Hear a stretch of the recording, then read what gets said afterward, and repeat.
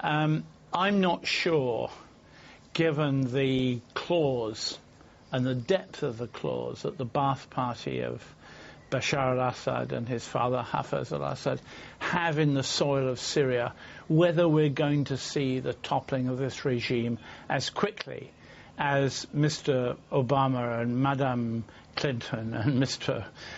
Cameron would wish. I rather think this will go on for a long time.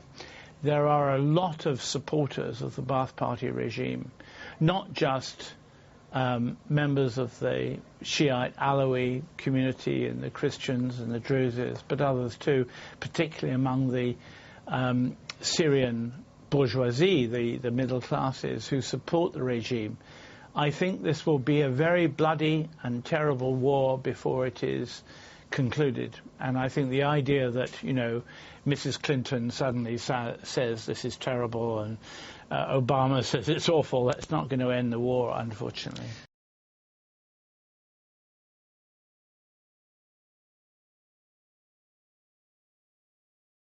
The fact of the matter is that the Syrian opposition, the armed opposition to Bashar al-Assad, is so divided that it cannot be regarded as being a single united faction. What we've got to realize, and this is one of the reasons why Obama and Madame Clinton and all the other mountebanks and liars are saying what they're saying, is that we don't know who the opposition is. And since we don't know who the opposition is, all we can do, we being the West, is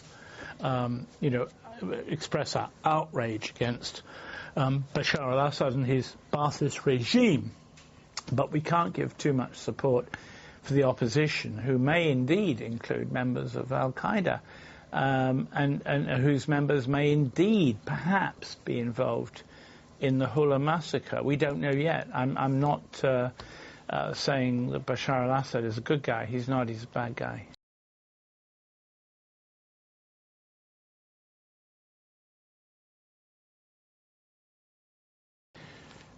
What you need would be the Syrian armoured forces, by which we mean tank forces and anti-aircraft forces, to have sufficient military officers prepared to stand against the regime. And this we have not seen, and I don't think we will see in the near future.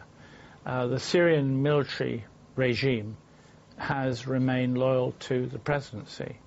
And as long as that's the case, and as long as Damascus as a central city, and Aleppo more or less as a central city, remains loyal to the regime, there will not be an overthrow of Bashar al-Assad, however much Mr. Obama and Mrs. Clinton and Mrs. Cameron, indeed your own beloved Prime Minister, may wish to think.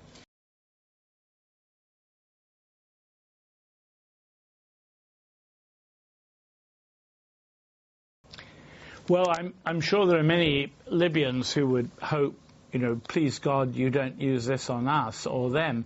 The R2P, the responsibility to protect, which is very, cliche-ridden and so on for television, kills an awful lot of innocent people. And I think quite enough innocent people have already been murdered in Syria, particularly by the regime, without adding NATO's statistics of deaths to those figures.